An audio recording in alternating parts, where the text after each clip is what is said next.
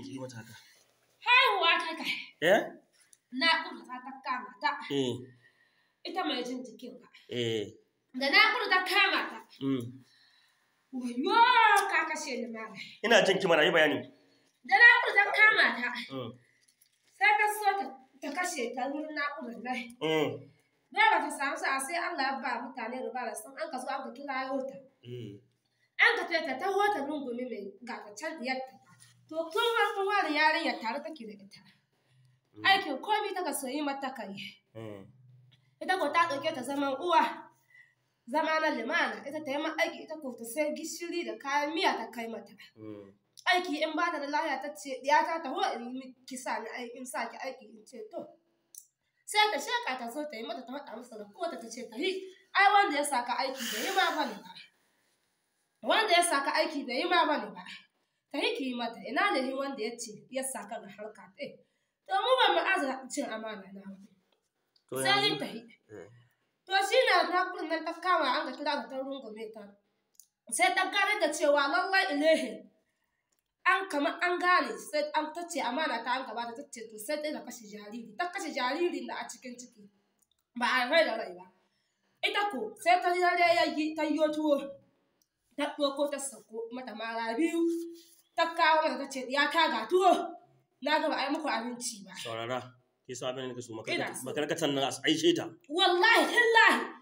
Na rance da hukuncin manzo Allah ni ta san mata kuma roƙo kwati wallahi da ta aiko ni. Ƙarya kike. Ai haka nan kuka kuna ƙarya kuna sha. Kai. Saurara min. Wallahi gani. Tsakani da hukuncin manzo Allah salmata ta. Kai. Kina saurara min wai. Wallahi zan kashe ki yanzu. Wallahi Allah.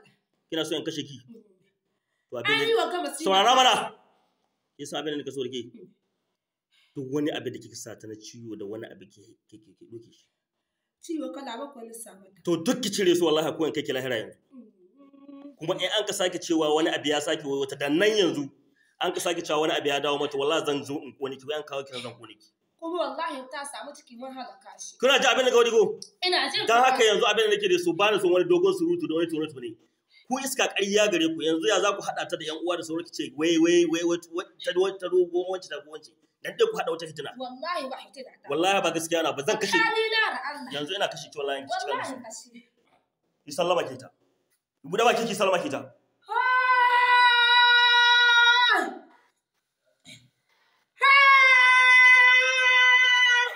Sallama.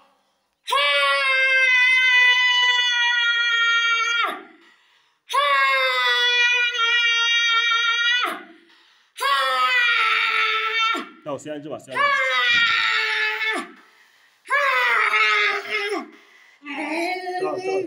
Sai an jima.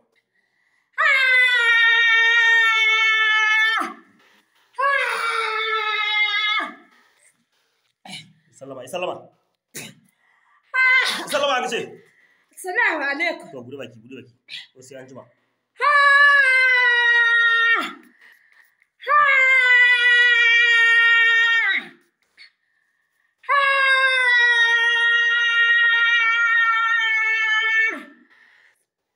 Ba wace amana ga gauri wallahi. Ki ta mana an kace. Gaskiya. Ko son kike kone ki. Sai an jima. Ni sunan ta ita mara lafiya. Asa nake. Asa kusi ke. Wallahi ni ta Allah salawatu. Ke ta bake nan ko. To ci na malin faɗa maka ga tuwo na ta ci ta son da ta yi ta doke ta. In ba ta samu za a kasha wata ba ta doka.